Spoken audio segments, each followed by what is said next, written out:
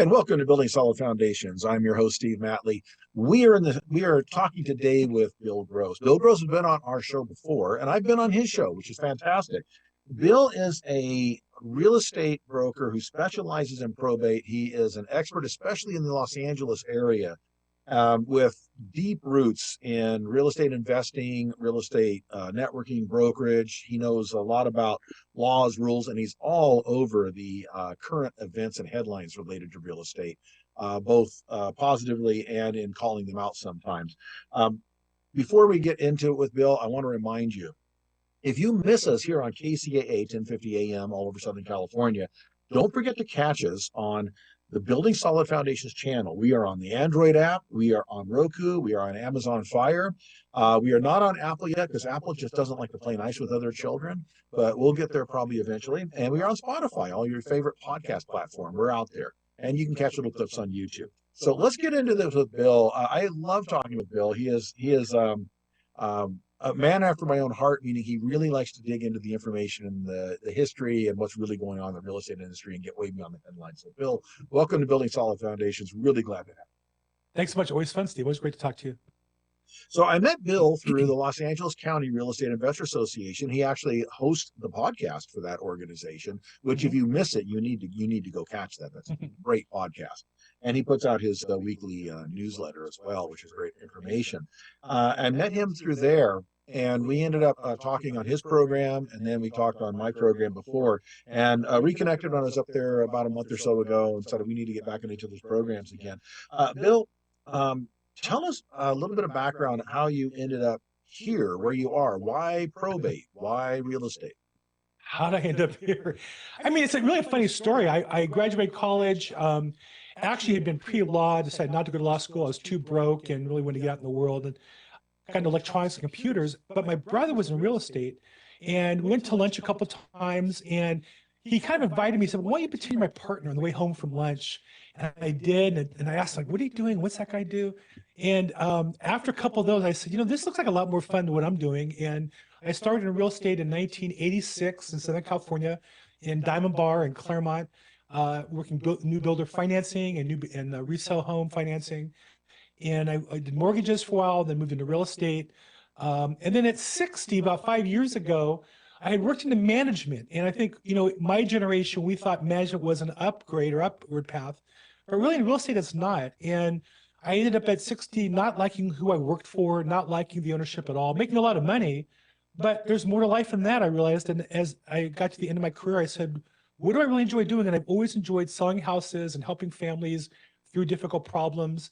I reflected back on the area that I felt I could help most on, which was probate real estate, helping families get through the legal process and through the courts and the administrative process. So I've been the last 5 years really focused in on probate real estate here in Southern California. Okay. Now, you mentioned 1986. Wasn't there a major change in the real estate market? Something about the Tax Reform Act of 1986 that changed real estate a lot? So you came in right when all that was happening. There was that. And then there also was where interest rates came down for the first time below 10% at that same time. Right. And well, they'd been at really 18 to 20% like credit card rates for a while. Yes. Exactly. So I will say I did come in kind of in a wave of refinancing, a wave of economic growth, and it made it easier to get started. But then that wave turns back the other way, and you have to work your way through the career and find a path. But definitely 86 was a very hot time for real estate investment. And yeah, that was when the SNL thing was happening. They were all failing. And the Resolution Trust Corporation, all that stuff was happening through that time. I started working for Great Western at the time Savings, later Bank. Yes. And their slogan was, "We'll always be there." And by the way, they're not. They're not. Washington Mutual took them over, and now they're gone. I think they're Chase now. Exactly. And I remember, what I remember about Great Western is John Lane was their spokesman back in the 70s. Yes. Yeah. In fact, there's a statue of him on Wilshire Boulevard in La Cienega in front of what was the corporate headquarters for Great Western Bank. Life size of him on a horse. Beautiful statue that's there. Yeah. Okay. Yeah.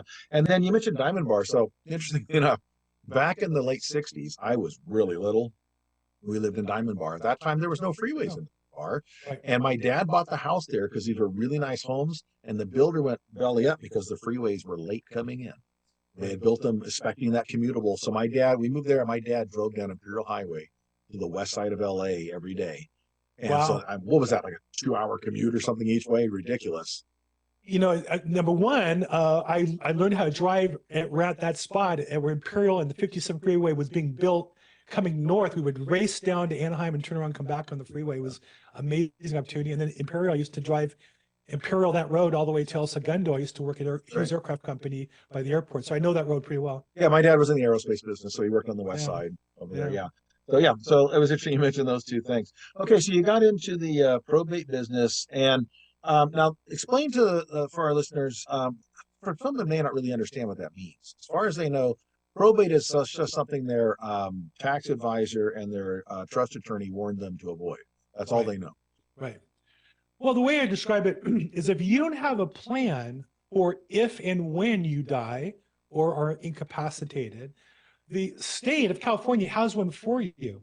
It's kind of like getting a driver's license at the DMV. It's just not as pleasant as the DMV experience is. It's not as service oriented as the DMV is. And so literally, I have a case where one of the wealthier customers of my career passed with an estate worth, probably a total of $40 million. And between taxes and attorney's fees and such, he'll pass on about half of that to his in this case, heir, to his estate, because he didn't have a probate set up. Whereas if he had a probate set up and could do some tax planning, almost all his assets could have passed in a much more efficient tax-wise, and he would have saved tens of millions of dollars. Does that shock you that someone with that type of asset base would not have had a plan? There's also the people who are, very modest, have one house and say, well, I don't need it. And when they pass, then the siblings fight over it. Also, there's defects in planning where you may not realize, but a prior marriage, children from a prior issue, or divorces change the ownership rules. And so it's important to have a plan and to review the plan on a regular basis every 5 years or so, because we change and we change our desires.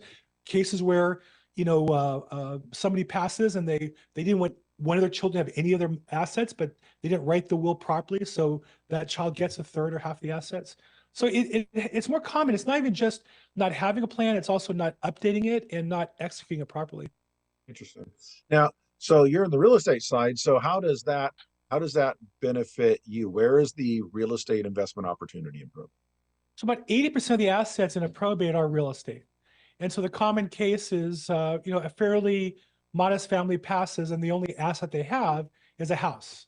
Now, a house, that you might have bought, after World War II or 1960 in Diamond Bar for $10,000 today is going to sell for $800,000. Oh, yeah. So all of a sudden, there's a lot of money involved. You have 2 or 3 siblings. Who decides how that gets spent and who, and when? And oftentimes, one of them's living in the property and the other two just want to sell and get the cash out. So there's a whole myriad of social challenges that all get kind of processed through. But when somebody passes, so I get involved in both the, we want to sell the property, but then it's well, I want to sell, but I can't because there's a problem. And then my job is to help that customer find a solution to that problem, whether it be bringing in the right attorney, the right legal resources, the right eviction attorneys in many cases, cleanup, hazmat, whatever the problem is. My job is to help the customer solve the problem to get the goal, which oftentimes includes selling the property. So you're beyond a real estate agent and beyond just an investor. You become a moderator and a facilitator to help these people navigate through that so they can get to the point they can liquidate. I think the goal in any business is creating value for your customers. And so if a customer has a problem, if you solve it, you get paid. And one of my first mentors was Zig Ziglar. He said, you can have anything you want in life if you help enough other people get what they want. So people don't call me and say, hey, I need a real estate agent to pay a commission to. They call me and say, we'd like to sell our house, but we can't because we have a problem. And I know that means if I help them solve the problem, there's a good chance I'll get paid for selling the house. Yeah. And you mentioned the Ziglar quote. Zig Ziglar is one of my top of my past heroes. I just love the guy. I read his books. And I love that quote, but the quote that I related to the most was his quote that he graduated in the half of the class that makes the top half possible.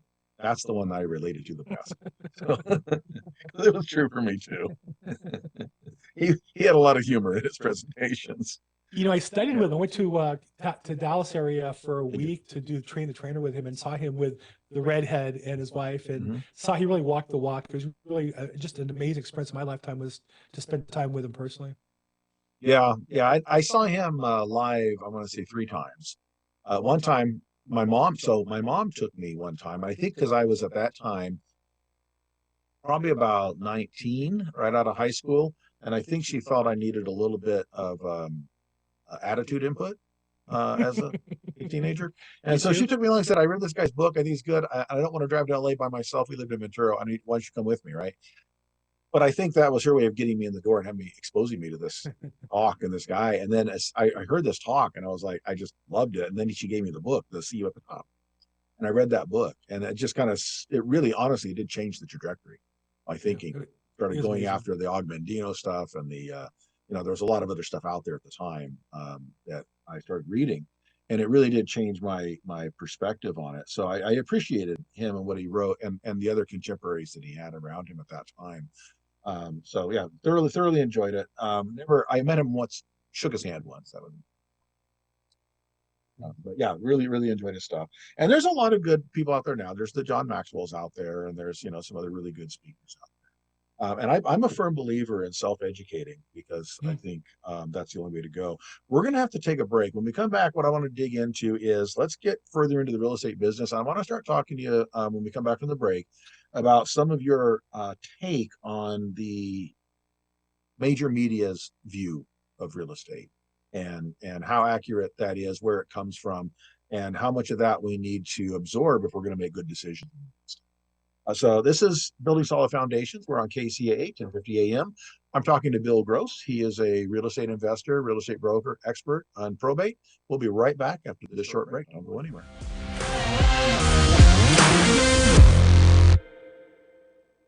Tired of qualifying your leads and not getting the right clients for you? Join the finest women in real estate and learn how to attract the best clients and increase your referral network.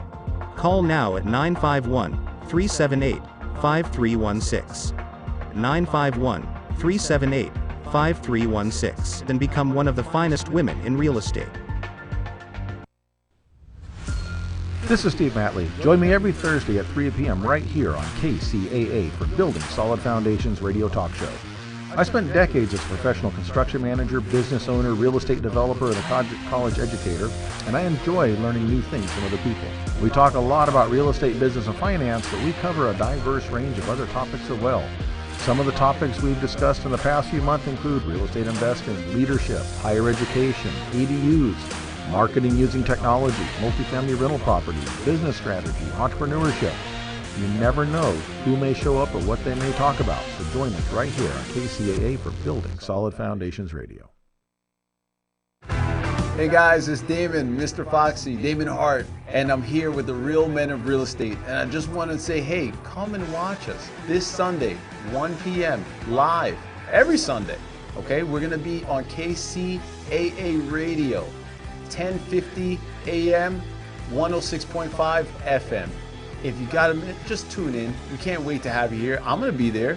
If you can't make it on there, we're going to be at Roku TV, Amazon Fire TV, or Android app on Building Solid Foundations channel. So tune in. You know what you got to do in the meantime. Keep it foxy. Fire Up Connect is the most innovative business networking group, supporting and collaborating with a dozen of small businesses that are interested in building and establishing strong business connections, hosting educational live seminars while carrying out business and community-driven projects, as well as marketing programs as a part of its membership program. Fire Up Connect also offers virtual assistance with a wide range of services including inbound customer support, chat support, appointment setting and email management, graphic designing, video editing, web design and development, social media marketing, e-commerce solution, content writing and much more. For more information, head on over to www.fireupconnect.com. Fire Up Connect, helping success stories unfold every day.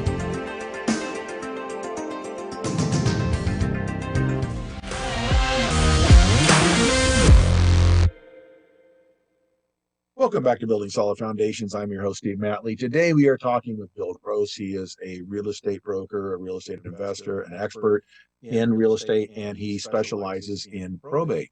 We talked about his background before the break, and just before the break, we were getting into what the real estate media, the headlines of what's out there. We all know that we're supposed to keep ourselves informed. We're supposed to know what's going on. We're supposed to stay current. And most of us naturally then would turn to CNBC, CNN, NBC, ABC, all those different sources. We're going to look to the experts, Zillow and Redfin and those companies that are out there, Compass. Bill, you do a lot of that research. I know you dig in deep on these things, and then you have your own takes on these because you don't just take the headlines at face value. So first, tell us what sources you go to, and then how you kind of analyze what they're saying. One of my rules in any research is I want to see the original source. So when I see a report about a study, I want to click and read the study because they're always written in English. We went through this whole thing with COVID, and people would say, "Well, you're not a doctor," and I'd say, "Yeah, but the report was written in English, and I read it. It's not complicated. It's written in a language I speak." And so in news, I like to see when people say so and so said something. I like to see the so and so saying that thing rather than taking somebody else's word for it. Yeah. I think that there's one change in our life in the news. News went from trusted sources and resources to, for the most part, just mind candy and worthless. In that they have an agenda. They're entertainment. They're not sources of good information to make good decisions for your life. And so nothing wrong with entertainment. Just know that's what it is. And then understand it and take it in as entertainment, not as authoritative. And so, where do I find? I do like to scan what other people are looking at. So I look at Google News for this is the news people are seeing. I like X as a platform where I think most media lives and operates and fights the battle of ideas. And then I like to listen to podcasts of different thought leaders on either side of an issue to hear them in their own words of what they're saying. And so in real estate, unfortunately, we have these big companies that advertise on news, Zillow, Redfin. And so the news sources all treat them like they're gods because they're big customers. CNBC and to them. The sponsor is the god of the program. That's exactly what entertainment companies do. They sell airtime. Right. So when you watch on CNBC and they interview the chairman of Redfin about the effect of a lawsuit, well, he's just promoting his company and they're treating him in a way that helps him promote his business. It may or may not have anything to do with helping you as a consumer, as a buyer or seller. And so I think it's kind of an incestuous relationship there. Very. Yeah. We say that about political news. Whether you are for Trump or hate him, or for Biden or hate him, everybody agrees the news is a disaster on both sides. It's even worse when it comes to real estate. Because it's more blatant. In political news, they're supposed to pretend as though they're impartial. In business news, there's no need to pretend. They're all just corporate organizations. They don't state it as partial. They just state everything as a fact. Correct. As a fact with no basis, and you're just supposed to accept it at face value because they were the experts. Correct. And it's the stating of the words that frames the debate. I'll give you one example. As a real estate investor, I would never buy a property that was to be rented in Los Angeles County or Southern California or California for that matter. Why? The laws are so anti-owner. There's a goal, I believe. There's a group of people whose goal is to take the property from owners and to give it to people who don't own property. Now, we can debate that, but that's where the laws are forced to. But notice the word we use, squatter. A squatter, maybe if you're driving in a field and you pull over and go to the bathroom, that might be squatting on somebody's land. Or maybe if somebody has 100 acres and you pull off in a little corner, build a little, cabin or something, or a little place to put your sleeping bag, that's squatting. When somebody breaks into your home that you've saved your life to build, that your retirement's based on, and because of them being there, you can't sell the property worth $500,000 or rent it and collect $3,000 a month. And top of the $3,000 a month, they're costing you the damage they do. That's not squatting. That's grand theft. Grand theft. That's assault. That's breaking in. So we don't put those people in jail anymore, when they go to stores and do it. So we call them squatters at a house. And to me, it's just so offensive to treat people who are destroying people's lives so poorly. And so, but the news will call them squatters. Now, I on my podcast this week, I highlighted a guy who is a squatter hunter. He had a friend who had brain damage in an automobile accident, and her life savings was a house she was renting. and she couldn't collect the money because this squatter moved in.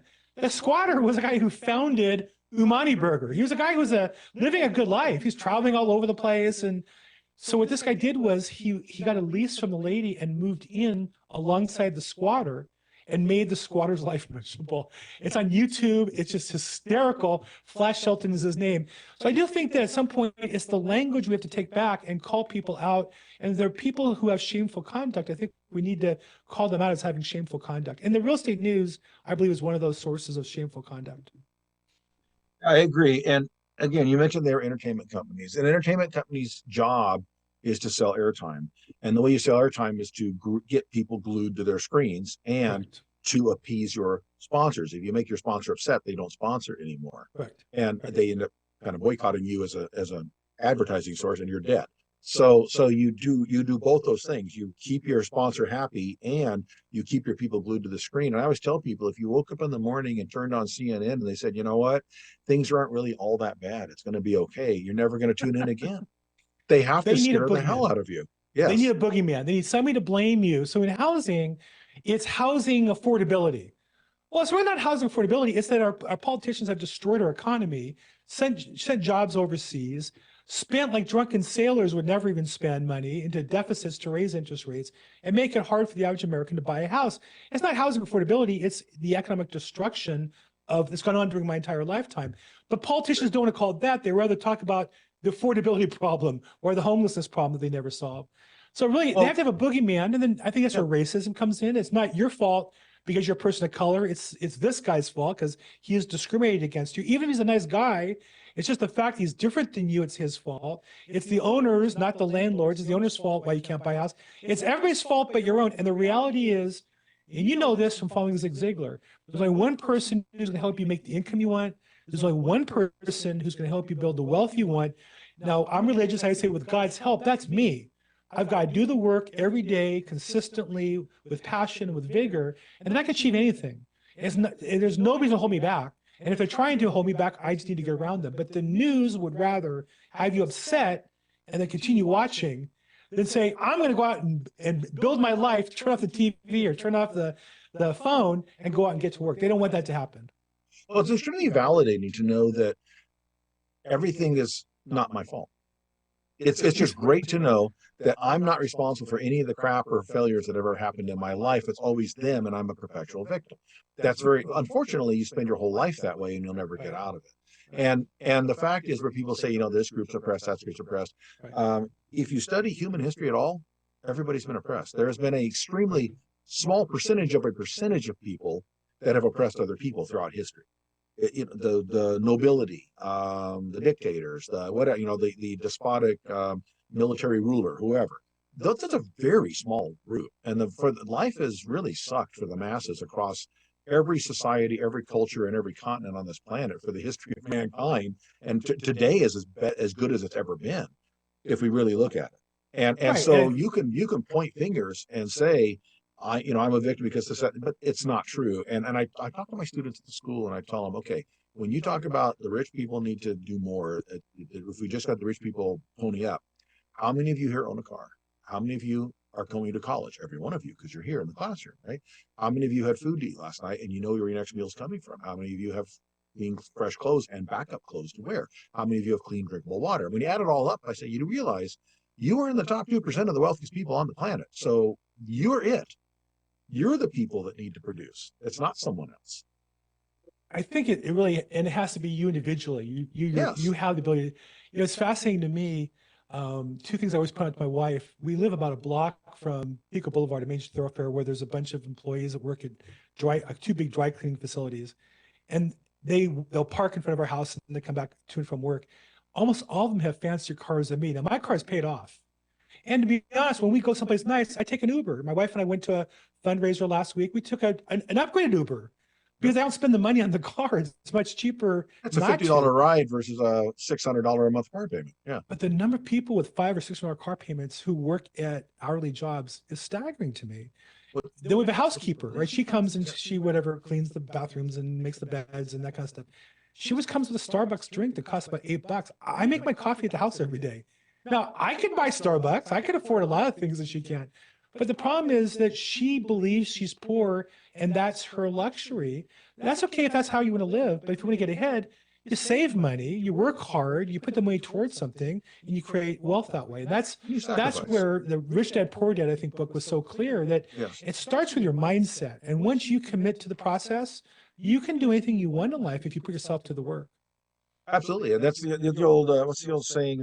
The rich are rich because they live like they're poor, and the poor are poor because they live like they're rich. And when I notice the people that are poor and oppressed and they have to go break into the retail stores to even the things, they're not stealing diapers and formula. They're not stealing baby food. They're not stealing pharmaceuticals. What are they stealing? Louis Vuitton, Prada, Air Jordans.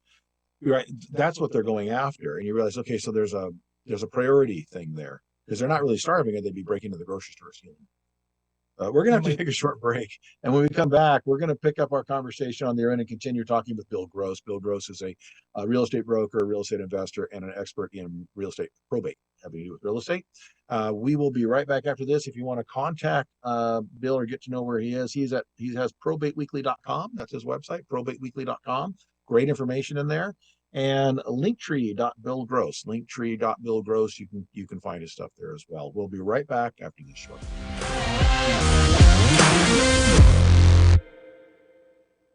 Tired of qualifying your leads and not getting the right clients for you? Join the finest women in real estate and learn how to attract the best clients and increase your referral network. Call now at 951-378-5316. 951-378-5316. Then become one of the finest women in real estate. This is Steve Matley. Join me every Thursday at 3 p.m. right here on KCAA for Building Solid Foundations radio talk show. I spent decades as a professional construction manager, business owner, real estate developer, and a college educator, and I enjoy learning new things from other people. We talk a lot about real estate, business, and finance, but we cover a diverse range of other topics as well. Some of the topics we've discussed in the past few months include real estate investing, leadership, higher education, ADUs, marketing using technology, multifamily rental properties, business strategy, entrepreneurship. You never know who may show up or what they may talk about. So join us right here on KCAA for Building Solid Foundations Radio. Hey guys, it's Damon, Mr. Foxy, Damon Hart, and I'm here with the real men of real estate. And I just want to say, hey, come and watch us this Sunday, 1 p.m. live, every Sunday. Okay, we're going to be on KCAA Radio, 1050 AM, 106.5 FM. If you got a minute, just tune in. We can't wait to have you here. I'm going to be there. If you can't make it on there, we're going to be at Roku TV, Amazon Fire TV, or Android app on Building Solid Foundations channel. So tune in. You know what you got to do in the meantime. Keep it foxy. Fire Up Connect is the most innovative business networking group, supporting and collaborating with a dozen of small businesses that are interested in building and establishing strong business connections, hosting educational live seminars while carrying out business and community-driven projects, as well as marketing programs as a part of its membership program. Fire Up Connect also offers virtual assistance with a wide range of services including inbound customer support, chat support, appointment setting and email management, graphic designing, video editing, web design and development, social media marketing, e-commerce solution, content writing and much more. For more information, head on over to www.fireupconnect.com. Fire Up Connect, helping success stories unfold every day.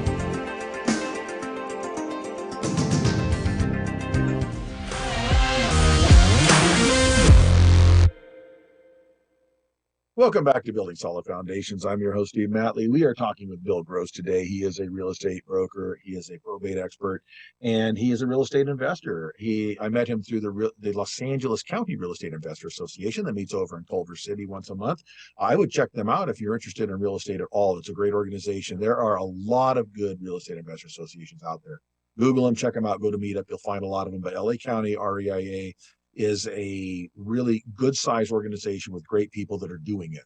There's newbies in there, but there's a lot of people doing this and have a lot of seasoned experience. So I always tell people, if you want to catch a cold, hang around people that got a cold. If you want to catch real estate investment savvy, hang around with people that have real estate investment savvy.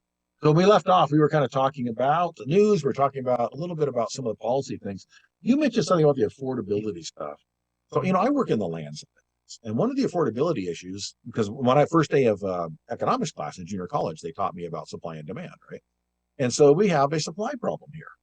A supply problem means we're not building new homes, number one. Number two, we have people that are, we have a much higher rental rate now compared to ownership rate than we used to. So those are no longer available to sell to people who want to buy homes because they're being used as rentals. Okay. We have the short-term rentals that people are making money on, which is fine. That takes some out of the market. But the biggest thing to me is there's no replacement homes. There's no new homes. Right. And when you look at why, there's a reason my company no longer will do California. I live here, but I won't do the work here anymore. Every agency from the state, county, city, all the way down has set up mechanisms to almost prevent new housing from being built. Now they like ADUs in the backyard, but how many families can live in a 700 square foot tiny home? Not very likely. So I find that being a biggest issue. And one thing I've discovered is affordability is a big issue with the politicians, housing affordability. But the other issue is climate change initiatives. And to me, you cannot be a fan of both concurrently. They are opposite agendas. The things we do to engage in climate change mitigation policies are oftentimes the very things that prevent new housing from being built or affordable housing. So I'm interested in your take on that. Well, I think part of it is we don't have an honest conversation on these issues. The truth is, California leadership, California's political leadership, has made the decision they want to have less people, and when you hear them speaking amongst themselves, them being world leaders at Davos, Bill Gates, those kind of people, they talk about honestly reducing the population of the world and reduce the population of the United States because we consume, in their minds, we consume too much. Now, the opposite of that is Elon Musk, who says we have plenty of room for humanity. He loves humanity. We should have more people. We don't have that debate. What we do is we have a fake debate on climate change that nobody really can document, but it's a cudgel to stop building housing here in California. And it's a fear-based cudgel. It's a fear-based cudgel. And affordability is is a fake, because what they do is go, wow, affordability, let's have another government program to solve the problem. But the problem is the government power purposely not building houses.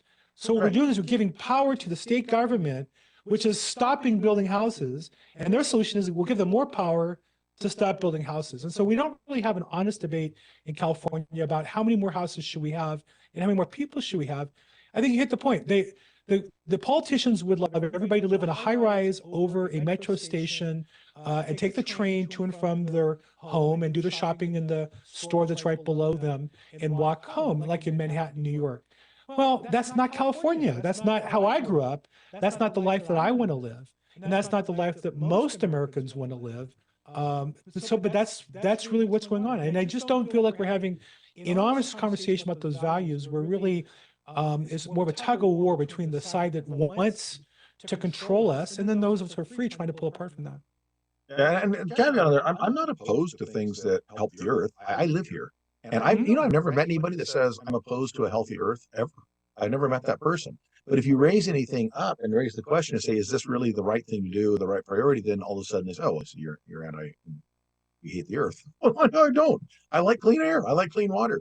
But I also know that people should have safe, affordable, accessible housing because that is one of the basic food, shelter, and clothing. If we can, that's the basics you need to provide to And I see that there's a lot of initiatives out there that are preventing that from happening.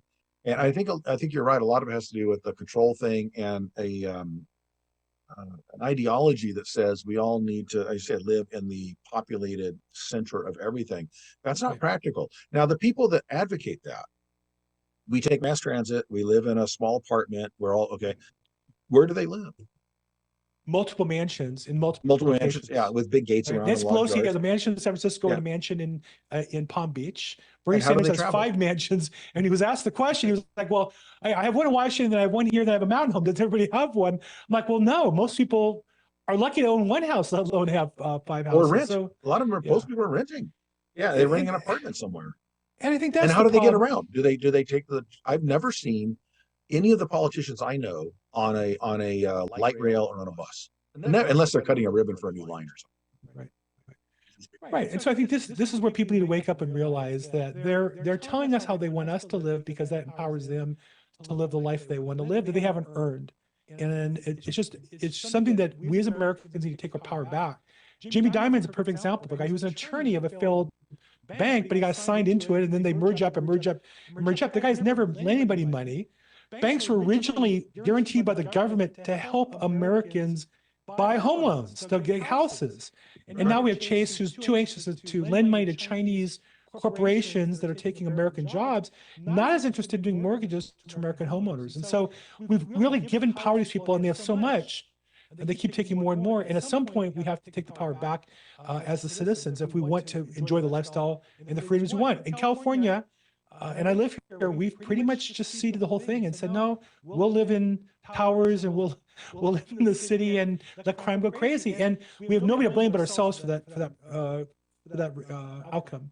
Well, there's been a concerted effort over multiple generations to teach people that that is the only way we can live. You know, I work in a school, a college, and it's architecture based, and so we talk about, you know, urban planning and those things, and that is embraced. You know, the AIA out there has their mantra, and all of that just falls in line with all those core values that we all have to live in the urban environment. We all have to take mass transit.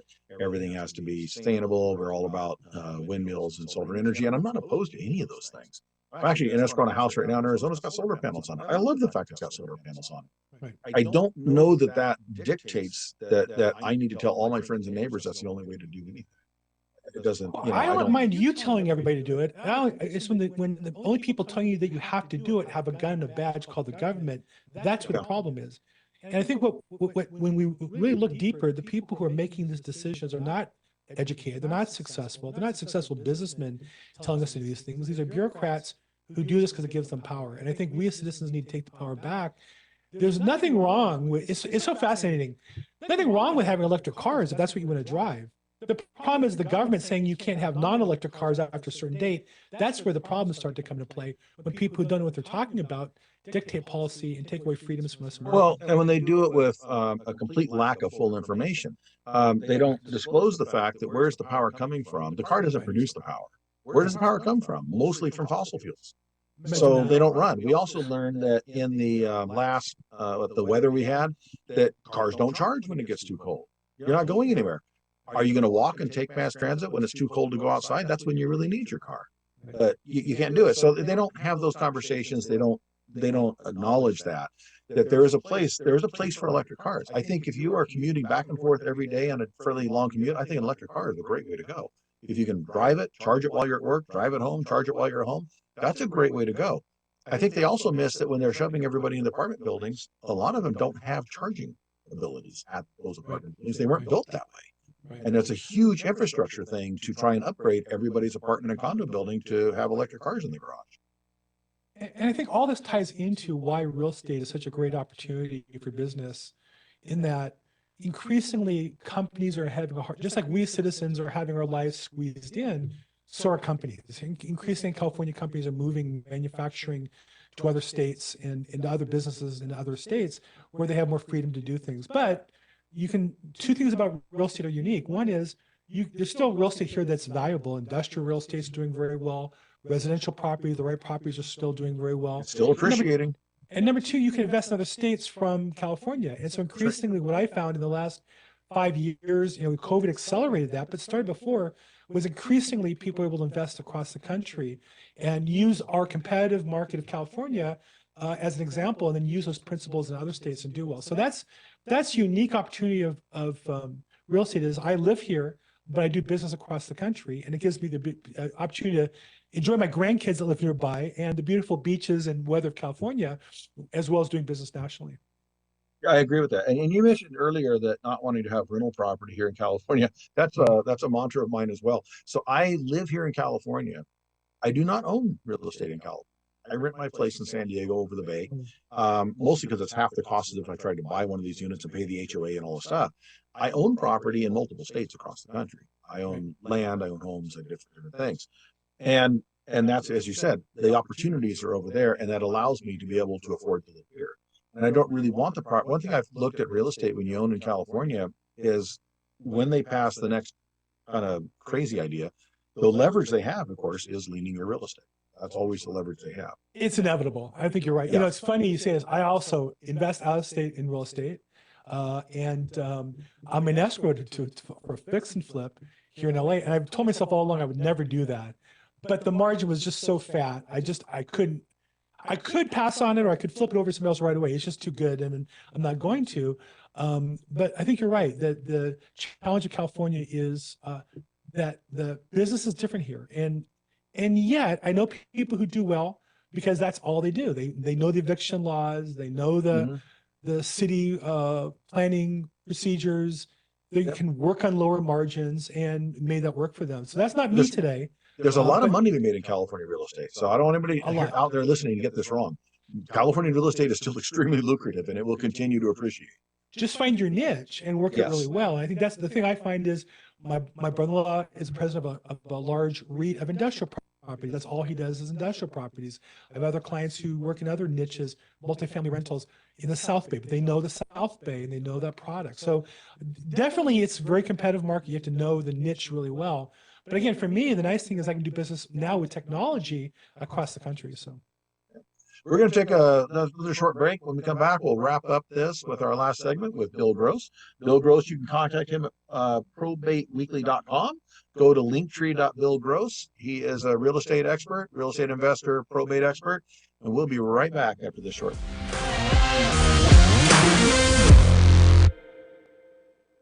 Tired of qualifying your leads and not getting the right clients for you?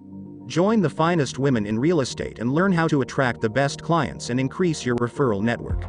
Call now at 951-378-5316. 951-378-5316 and become one of the finest women in real estate. This is Steve Matley. Join me every Thursday at 3 p.m. right here on KCAA for Building Solid Foundations radio talk show. I spent decades as a professional construction manager, business owner, real estate developer, and a college educator, and I enjoy learning new things from other people. We talk a lot about real estate, business, and finance, but we cover a diverse range of other topics as well.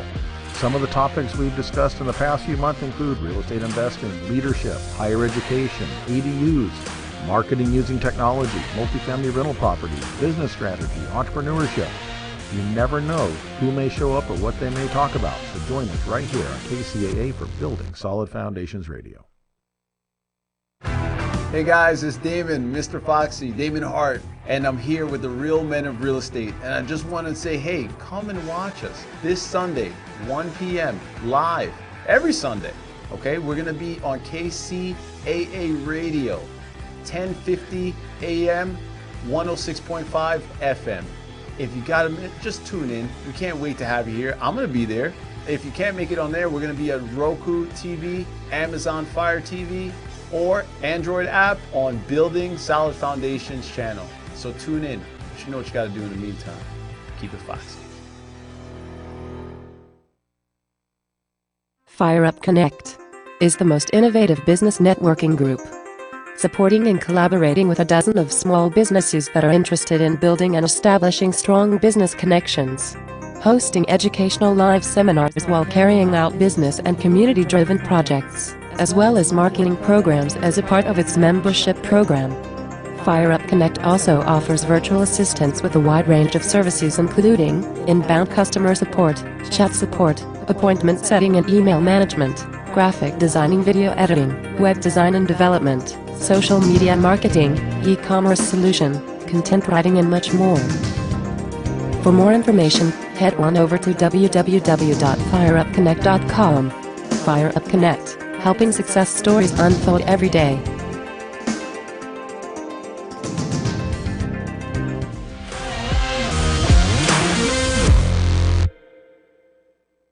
Welcome back to Building Solid Foundations. I'm your host, Steve Matley. We are on KCAA 1050 AM all over Southern California.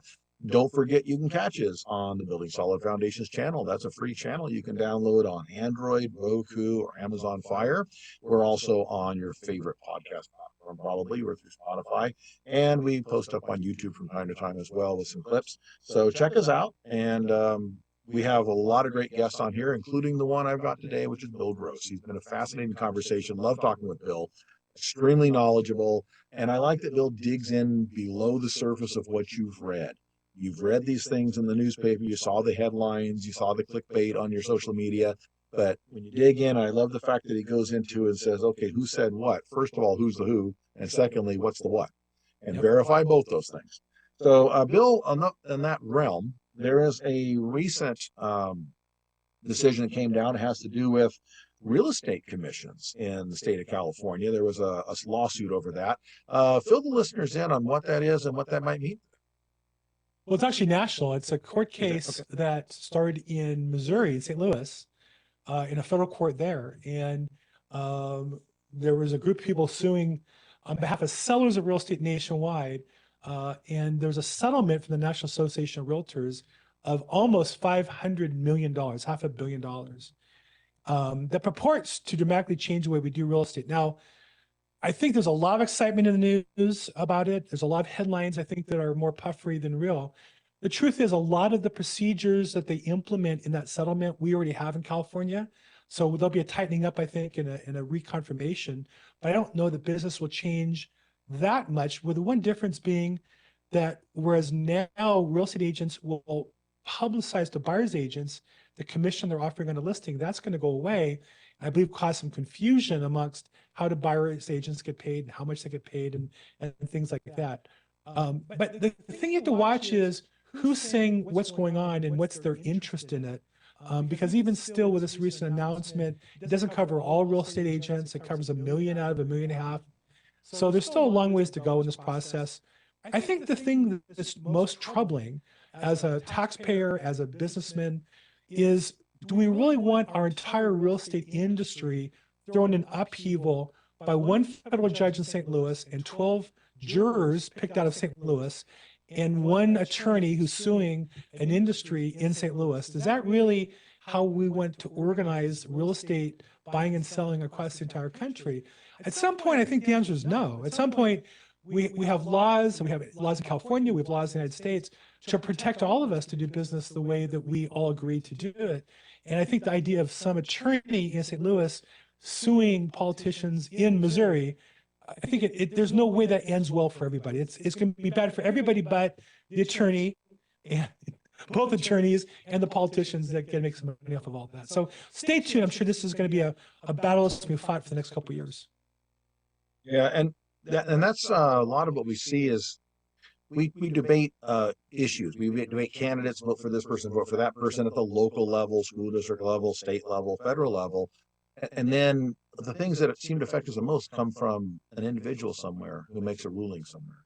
And I always tell people one reason that I have an issue with California is they change the rules in the middle of the game a lot, because a judge makes a ruling and you can't predict it, and it just shows up and it changes the rules in the middle of the game. The governor makes an edict, which is not supposed to do edicts, but they do. And so all of a sudden that changes. The legislature goes and does something crazy. Or worse, and I find the worst part is when all my friends and neighbors go to the ballot box and pass an initiative without any idea of what it really does. And some of the most ridiculous ideas that come through that, you can't even blame the politician. That's just the voters directly. And all those things combined, I mean, it's how do you play the game when we started playing hockey and ended up with volleyball and then around ourselves in Australian rules football? Right. Yeah, I mean, I think I read an article where at the end of the fiscal year, Governor Newsom signed 60 laws relating to real estate the last week of the fiscal year. 60 different laws, probably each a couple hundred pages. There's no way you read any of it. And yet each of those laws has buried in it different changes, different rules, different guidelines. And I think at some point we need to rein in the power of the government. Otherwise, we're just choking on paperwork and regulations. And every day you see businesses that are leaving here for that reason, and the rest of us here are left with more challenging circumstances. And I think that I do see increasingly people getting fed up with it and starting to push back. But it's going to require all of us to say, no, we don't want to give all our power to Sacramento. We want to, run our businesses, build our equity, build our own, financial fortunes, and teach our kids the way we want to. We don't need all that much help. Yeah, I remember a quote from one of Ayn Rand's books that I read that said, One of the characters says, "What's the use in passing laws if the right people don't break them?" So it's like, so you pass a law because you're after a certain group or type of person, but it affects everybody. Right. And is it that they pass so many laws that everybody every day is going to break a law and have no idea that they did it? I've been in real estate since 1986. There is not one law that's been passed that's helped make it better for people to afford to buy a house for their family. The best law is not spending any money, which allows us to keep more of our own money so we can save it and then use that money to buy a house or improve the house we live in. So at the end of the day, we have to stop looking to government for the solution. And that's the beauty of real estate. And that was the message from Zig Ziglar, to go back to the beginning of our conversation, was at the end of the day, we got to take responsibility for our own lives and not turn to the laws and turn to politicians in Washington and Sacramento to solve these problems, but we need to work hard to save money and invest on our own. And that's the opportunity that real estate uniquely, I think, offers everybody a chance to build their own nest egg through, with the favorable tax laws for real estate and the opportunities that exist for real estate. And the thing, a lot of laws are very well intentioned, but when you pass additional laws, you give attorneys reasons to go after you. Now they have something they can point to and say, "Look, Yep. And as I don't look at attorneys as the ultimate enemy to everything, but some are, most aren't. But they have to generate business, and every attorney that kind of, I guess, is unscrupulous means they have an unscrupulous clients, and that's just what it is. And so why create additional power for that? On a positive note, though, overall, despite what you're reading in the headlines, I think real estate is still very strong. And I firmly believe that if you read all the headlines from the last 4 or 5 years, you will consistently see there's a downturn coming. This year is going to be the year we see the drop, but the whole bubble is going to burst. And it hasn't yet. And what does that tell you? It tells you that things are still moving along just fine. Stop panicking. Stop being afraid. We're not going in the dumper. Well, I don't know if we are or not, but I will say this: whether they go in the dump or not, the big we, there's always opportunity. And I would say That's this: right. there's never been a better opportunity in my career than right now. There's more cash available, looking for deals, and because of the challenges people are feeling, there's opportunities to buy and make money in a way that there's never been in my career. Absolutely. There's more flexibility, more technology, more information available. So for me, I mean, I worked really hard. I thought I'd be retiring by now, to be honest, but business is just too good and I'm enjoying it too much. And it's because this is the greatest opportunity of my career right now. And I think that's for anybody who's paying attention. But here's the thing: you got to work hard, you got to learn, you got to get around the right people. Yes. Educate yourself. The number one mitigating factor to fear in real estate investing is knowledge. Get around people that know what they're doing. And if you don't know everything, partner with some people. Yep. We got to wrap it up, Bill. Thank you for being on the show. This is Building Solid Foundations. Bill Gross has been my guest, real estate broker, probate real estate expert. Go to probateweekly.com, go to linktree.billgross, check him out. This is Building Solid Foundations on KCAA 1050 AM all over Southern California. I'm your host, Steve Matley. And until next week, go do something.